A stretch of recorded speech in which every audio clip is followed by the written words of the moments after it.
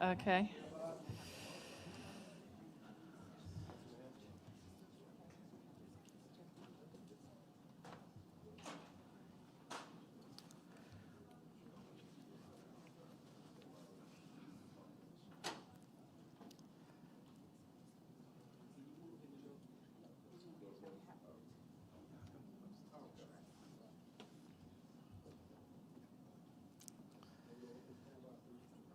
Decaloris.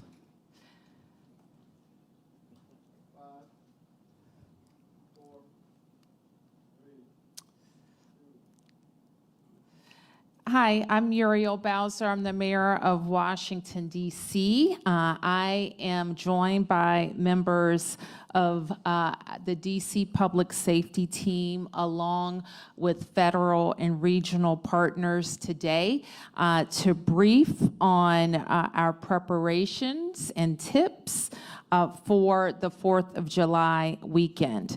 I am joined by Deputy Mayor Lindsay Appiah and the Chief of Police, Pamela Smith, who you will hear from, and then we will hear from our federal partners.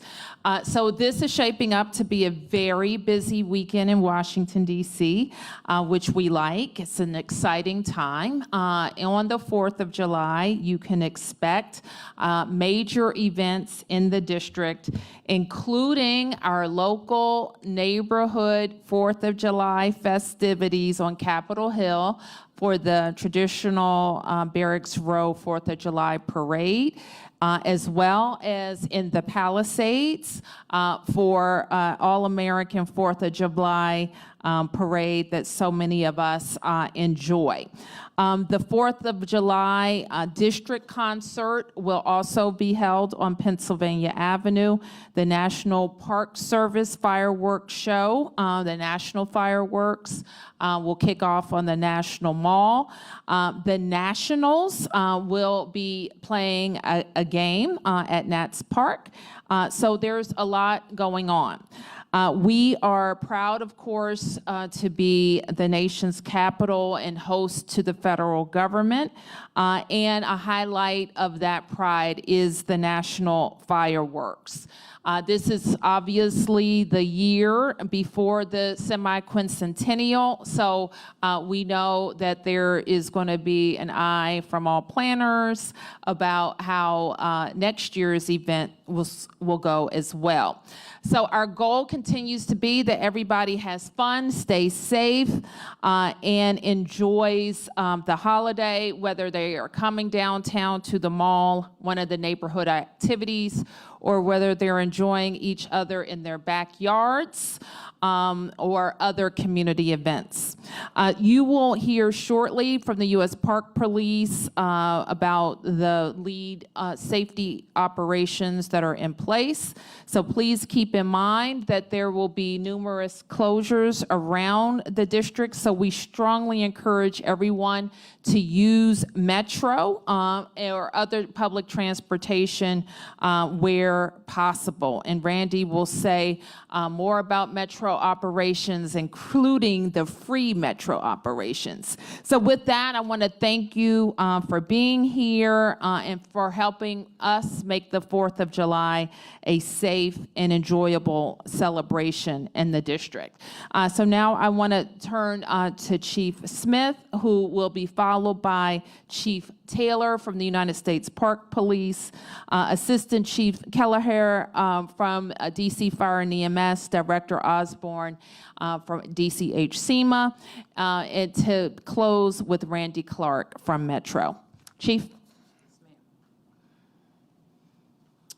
Thank you, Mayor Bowser, and good morning, everyone. As we know, the 4th of July is a joyous time when our city pulls out all the stops to celebrate the birth of our nation. And I am here to say today that we are ready. We want our residents, our neighbors from across the region, and visitors from across the country to come out and enjoy one of the biggest celebrations of the year right here in Washington, D.C. As is the case every year, Independence Day is a full activation for the Metropolitan Police Department. It's an activation where we will have additional officers around all of our major events, while also ensuring our ability to respond to calls for police service across our city. Of course, the largest event will be on the National Mall. Our members will work closely with our partners at the U.S. Park Police, who have the lead on securing National Park Service lands, and we will handle screening for those hoping to get closer to the fireworks. Parking restrictions and street closures will go into effect in and around the area of the National Mall beginning at 4 a.m. on Friday morning. These closures will include the footprint of the National Independence Day Parade, which travels down Constitution Avenue from 7th to 17th Street Northwest beginning at 11:45 a.m. There will also be parking restrictions and closures around Barracks Row and Palisades Independence Day Parade routes beginning at 8 o'clock tomorrow morning. What I will lead you to is a full list of closures and no parking zones. We have it posted in our news release section of our website on mpddc.dc.gov. We want anyone planning to travel around the city on Friday to use Metro Rail and Metro bus services as much as possible. Metro is always the best way to get to the National Mall fireworks show, and this year will be no different. For those of you planning to spend time on 4th of July on the water, our Harbor Patrol unit will be enforcing a no boating zone in the D.C. shoreline of the Potomac River from 14th Street Bridge to just north of the Arlington Memorial Bridge near the back of the Lincoln Memorial. We will have an anchoring zone that will be available immediately adjacent to the closure area. And we've also heard the concerns of our community regarding illegal fireworks. In addition to DC Fire and EMS conducting their investigations regarding illegal fireworks, this year we will assign 2 patrol officers to each district to solely respond to fireworks calls or responses. Beginning tomorrow, you can visit DC 311 and use the illegal fireworks request, or you can call 311 for any fireworks-related information or activity. Whether you are traveling downtown, stopping by a parade, or just celebrating at your home, your safety is our top priority. Currently, there are no known credible threats or specific threats to the July 4th celebrations, but we always encourage you to remain vigilant. And as we do before all major events, we remind you that if you see something, say something. Call 911 in an emergency or reach out to our tip line at 202-727-9099, or you may text us at 50411. Please have a safe 4th of July, and I'll now turn it over to U.S. Park Police Chief Jessica Taylor.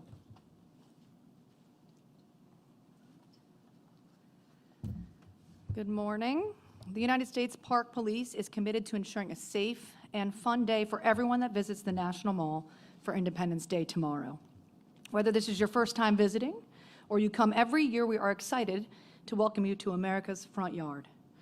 We'll have a full force commitment. You'll see a strong visible presence of Park Police officers in and around the National Mall.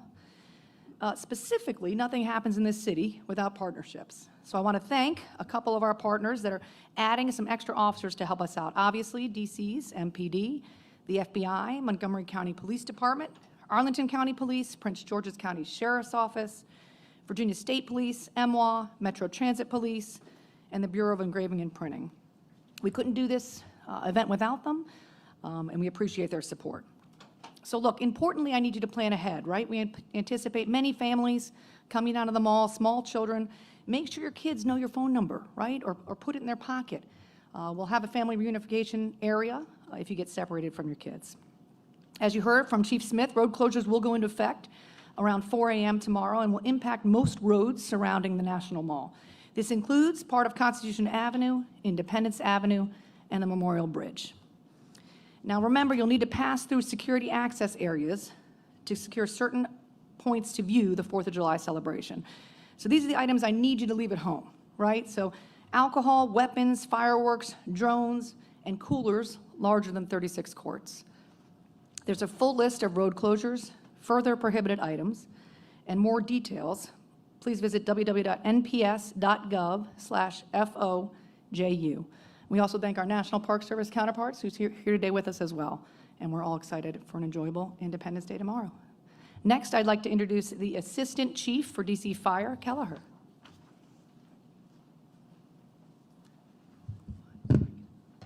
Thank you, Chief. Independence Day is a time for gathering, reflection, and celebration, but it's also a time when safety must be on top of our mind, especially when it comes to fireworks and heat-related emergencies in the District of Columbia. This July the 4th, the District of Columbia Fire and EMS Department will be staffing an additional 71 units and an additional 246 personnel above our normal daily roster. So let's talk about fireworks safety. The safest way to enjoy fireworks is simple. Leave them to the professionals. Every year, we see the consequences of unsafe use. The most common injuries and the most common areas we see injuries are to hands and fingers that rate a 36%. Head, face, and ears rate a 22%. And never be fooled by the so-called harmless fireworks. Even sparklers have caused 1,700 emergency room visits, many involving burns. In fact, burns make up 37% of fireworks-related ER visits. Fireworks also start fires, thousands every year across the nation. Here in Washington, D.C., we have already received 23 fireworks-related reports in June and an additional 4 since July the 1st through our arson tip line.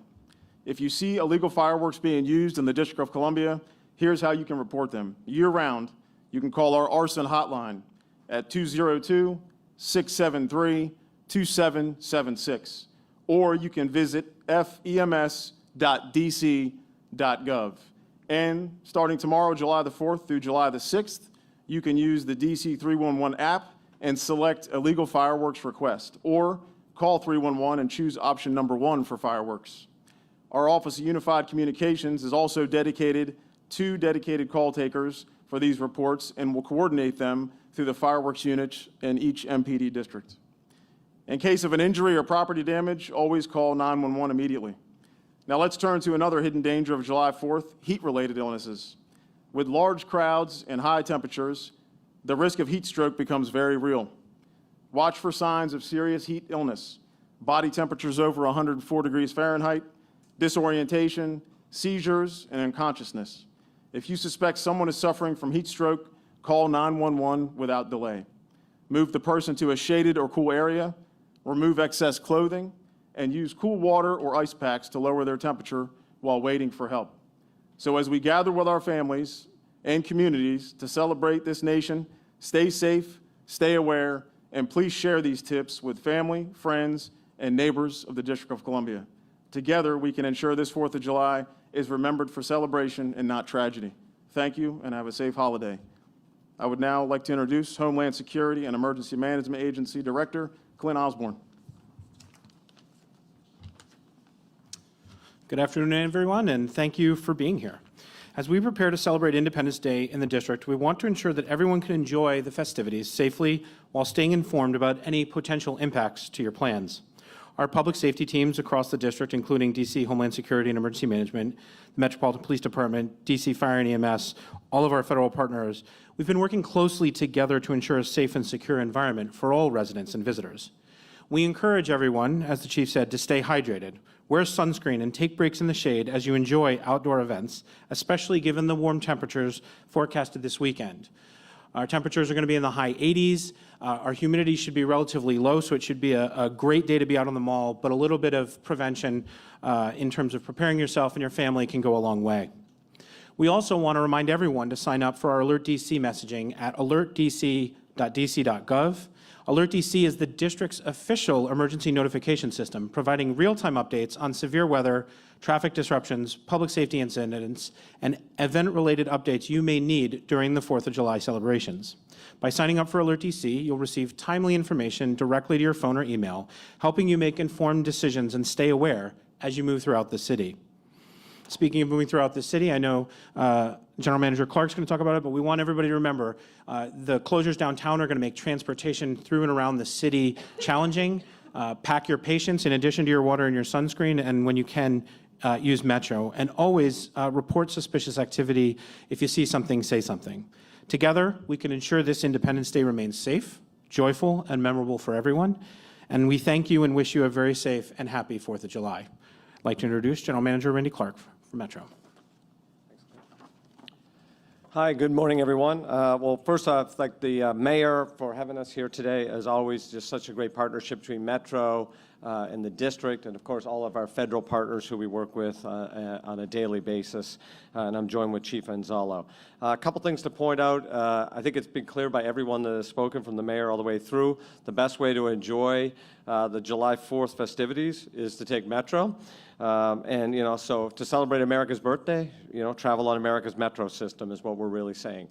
We are going to have a lot of extra service. As the chief said, all hands on deck for MPD. For us, it's all hands on deck for the whole organization. This is our kind of annual Super Bowl here for Metro. It's one of our busiest days of the year, and it's a very significant event that we're really proud to deliver for our community. So a lot of extra service, especially after 5 p.m. We'll be ramping up significantly. Also, after 5 p.m., we are going fare free. The board announced that. So our goal here is to get everyone around and enjoy this fantastic celebration. Before that, you can also use what we call tap, ride, and go, so credit and debit card. It's another option, especially for maybe some infrequent travelers on Metro to use to get around the system. We encourage you to download and use Metro Pulse. It's our app for all of our real-time information. You can do live chat with anything that you might have on the system. A couple other things to mention. We are now open until 2 a.m. on weekends. We just started that 2 weeks ago. So Friday and Saturday night are open until 2. We open now earlier on the weekends as well at 6 a.m. So while July 4th is the big celebration on the mall, we also have Beyonce concert later. So we are prepared for a lot of crowding related to that. It's at Morgan Boulevard, but we expect to be okay for the 2 a.m. close. We'll be watching her concert on Monday on the 7th, and if we have to stay open later, we will do that to make sure everyone can get home safely as well. You'll also notice we have Metro wrapped vehicles that we always do for 4th of July, so both rail, bus, and our Metro Access vehicle wrapped out there, and you can track those on our live tracker. And obviously, the safety part is our core value here at Metro, and that's the thing we're most concentrated on. So while Metro is a 7-year low for crime, and actually currently this year is on track for the lowest crime year in the history of Metro, we are going to be out with full force. We ask people to text MTPD with any information, which is 696873. We'll also have an enormous amount of uniformed staff. As the chief said, if you see something, say something. We are very prepared, but we need everyone in the community to be vigilant, and we are here to deliver a fantastic 4th for everybody. So again, thanks, Mayor, for having us. Look forward to any further information anyone needs. Thank you. Thank you.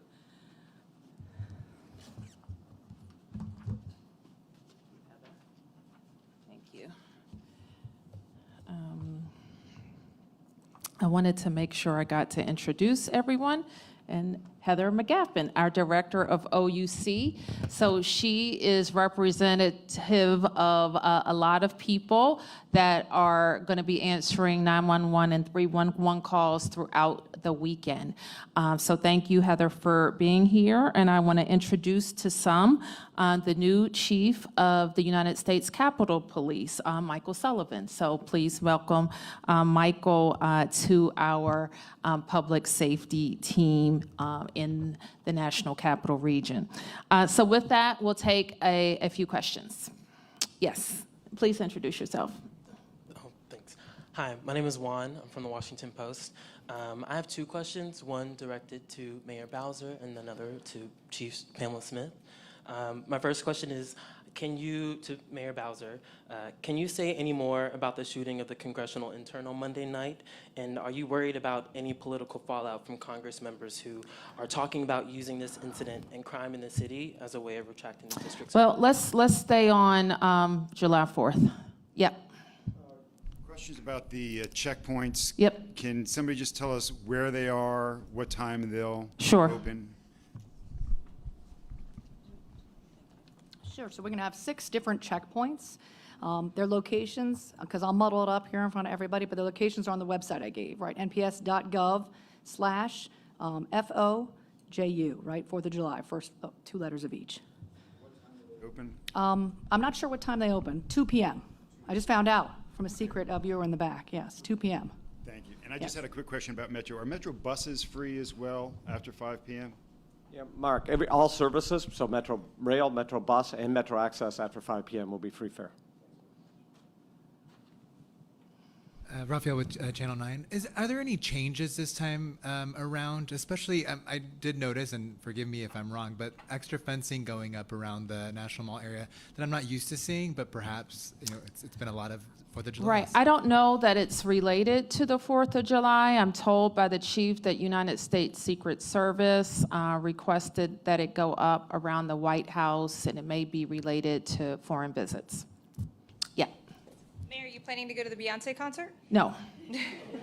I'll be right here in the best city in the world. I was going to make a joke when Randy said it was Beyonce was coming, and I was going to say, where? RFK? So, soon. Can I, Yes. I want to ask, I don't know if, I guess the chief can answer this.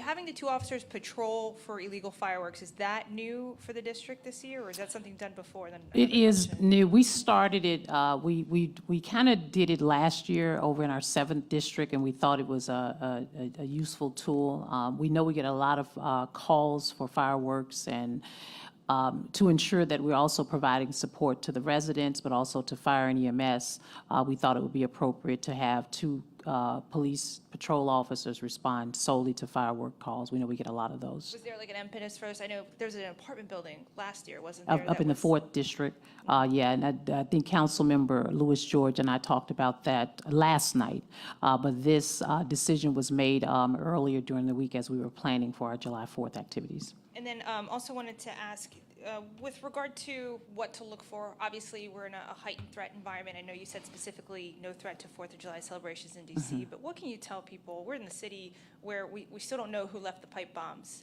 outside of the Capitol, or the DNC, I should say, and the RNC.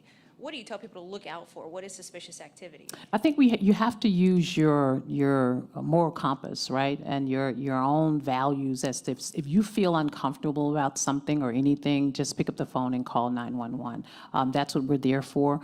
Again, there are no credible threats, but I mean anything that's unusual for you, anything that you might see that shouldn't be in a particular place, whether it's a bag, any of those things, you should pick up the phone and contact us and allow the law enforcement personnel to determine what that, what indication that might be or what that situation might be. So we're asking, again, everyone to be vigilant, hyper-vigilant, if you will. If you see something, say something.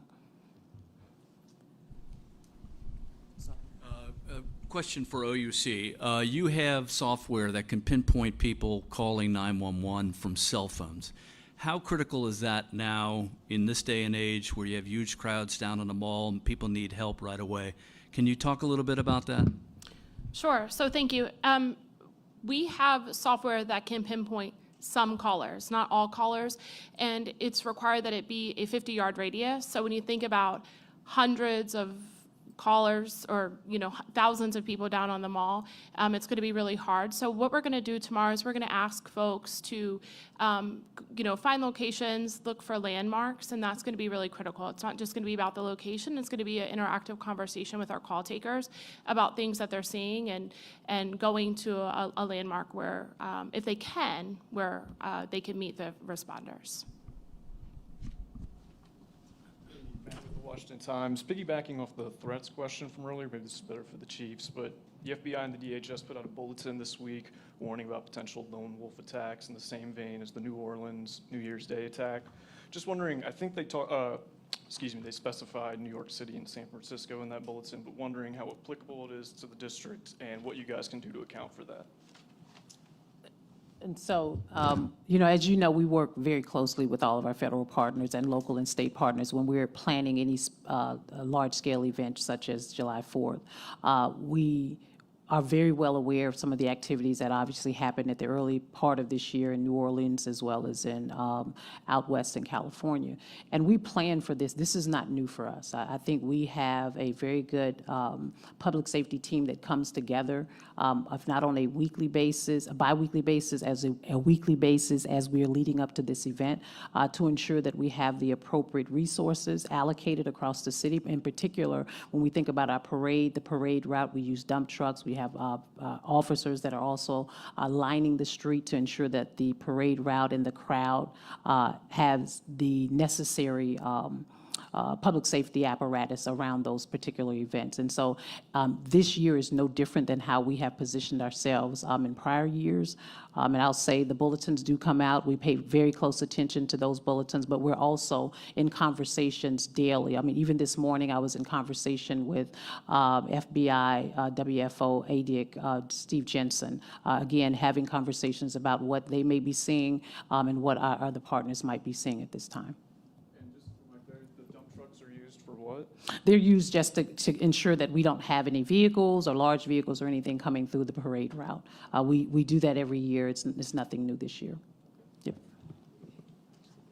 Ashley, ABC 7. Would you guys mind just reiterating what's available for teens this weekend? Obviously, back in our day, we were all outside July 4th weekend. What's available for? For teens this weekend and Oh. juveniles. I know we have the JAM, the DPR events, and then also if there's anything in addition to just specifically for this weekend of July 4th. I would ask everybody to look at summer.dc.gov for all of the events. I actually don't have a list of them in front of me that are specifically for young people, but at summer.dc.gov, you will be able to find all of the events.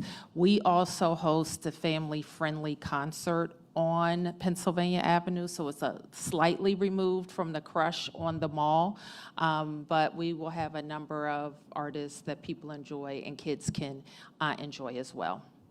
All right, I'm going to be able to just take a couple more. Yep. Thank you.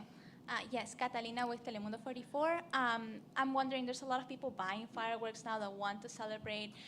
What is the advice or what is allowed for people that want to purchase these fireworks and use them? Where should they head if they want to?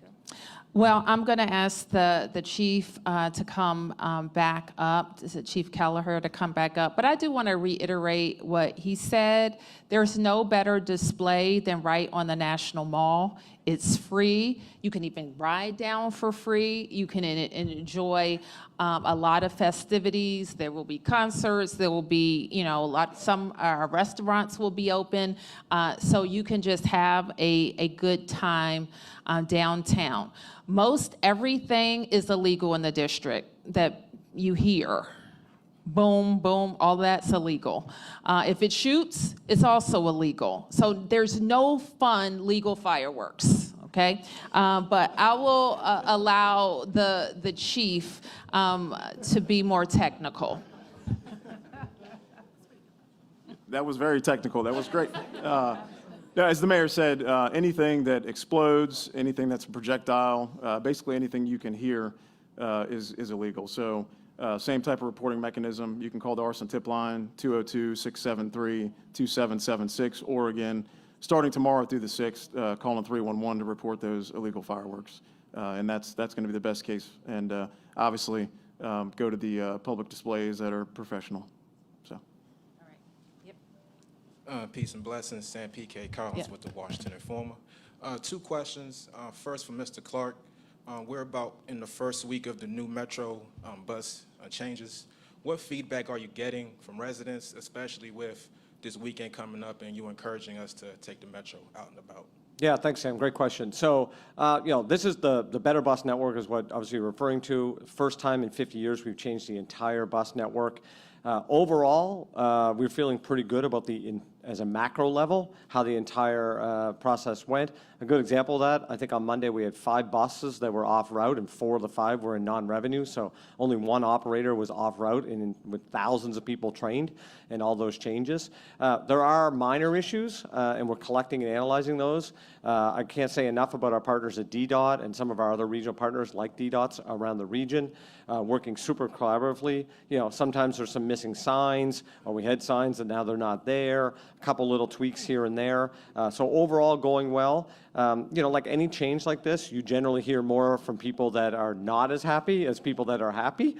But we are monitoring that very closely. Our call center activity is up significantly. Mostly it's just kind of clarity of questions.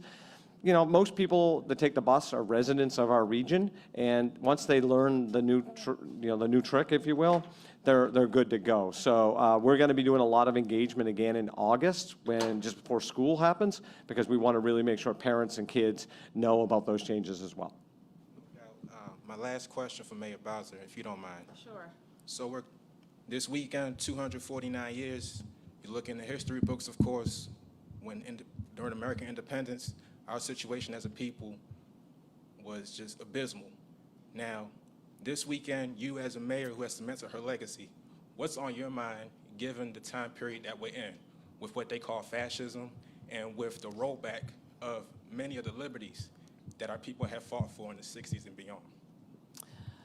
What's on my mind, very practically speaking, I think that I'll start there, is that we have a bill that's likely going to pass. If it hasn't passed while we're sitting here, we expect it to be signed, and we would immediately have to understand the impacts on the district's budget and DC residents. So that's like top of mind.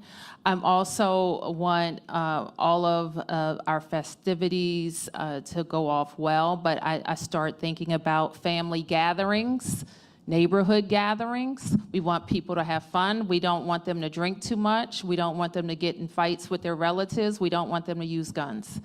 So we want people to have a good time and be safe. Then I think beyond the practical, we will stay focused just as a city on making sure that we're getting through this period in our nation's history. We're going to get on the other side of it, and we have to be stronger. And so I think about that each and every day.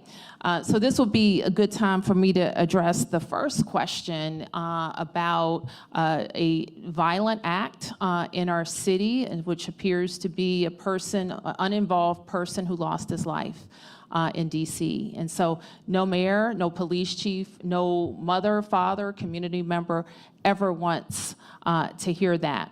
I know that the chief and her team are engaged in an investigation, and it's our pledge to bring whoever is responsible to justice.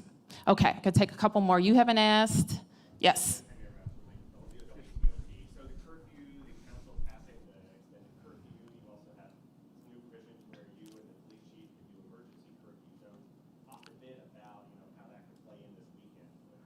Well, we do have to get the bill from the council. I'll sign it, and then the police chief would have that extended authority. So I'm going to get to work on that right now. Yes. A follow-up on that, Mayor.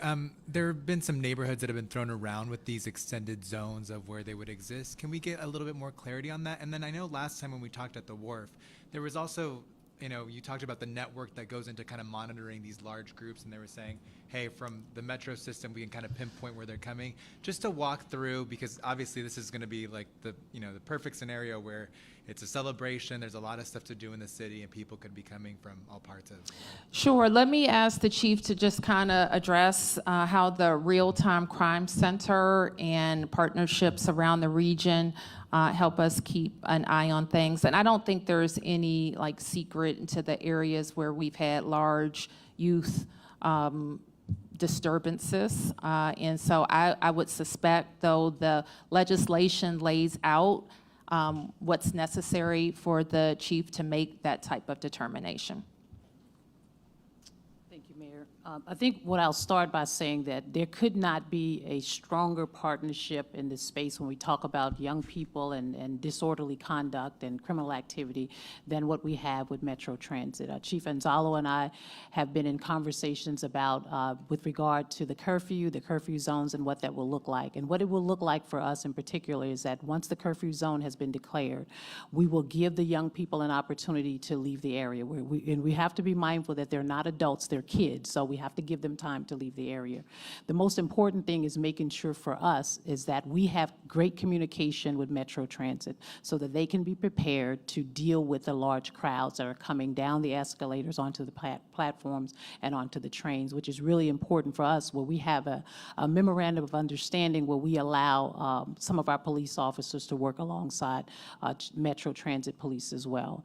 When we think about the curfew itself, clearly there are several areas around the city. It doesn't always stay in one the kids don't always kind of come in one location. I think the one thing that I really want to be clear about is that curfew is a violation. It is not a criminal offense that requires us to arrest young people, right? And I want to make sure we're clear about that. It is a violation, and what that means for us is that when we declare an area a curfew zone, we give the opportunity for the kids to leave the area. We will, at that point, those kids who refuse to leave the area, we will actually follow the same guidelines that we do with curfews, right? Take them, place them in the vehicle, transport them to YSC, drop them off, and have the parent come to pick them up. And that will be the same format that we'll have. If, of course, young people are engaged in criminal activity, we will take the necessary steps to do the arrest and place the charges and go from there. Okay. Yes, sir. Can you provide any update on the investigation into the fatal shooting of the intern? Is there any progress on that investigation that you can update us? So what I can say is that right now we are working very, very closely with ATF as well as the FBI. We do have some good video footage, and I say good video footage that's a little grainy, so we're bringing in the FBI to kind of help enhance the video solution so we can see a little bit better. We did find and recover the black Acura in one of our neighboring jurisdictions, so we're working with that area, and we're also working with ATF with regards to the ballistics. So our major crimes division unit detectives are really doing some great work in making sure that we can kind of bring this case to a close.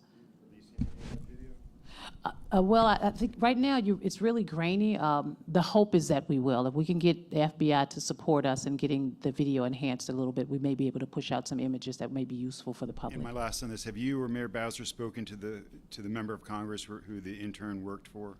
I have not spoken to the member of Congress as of yet.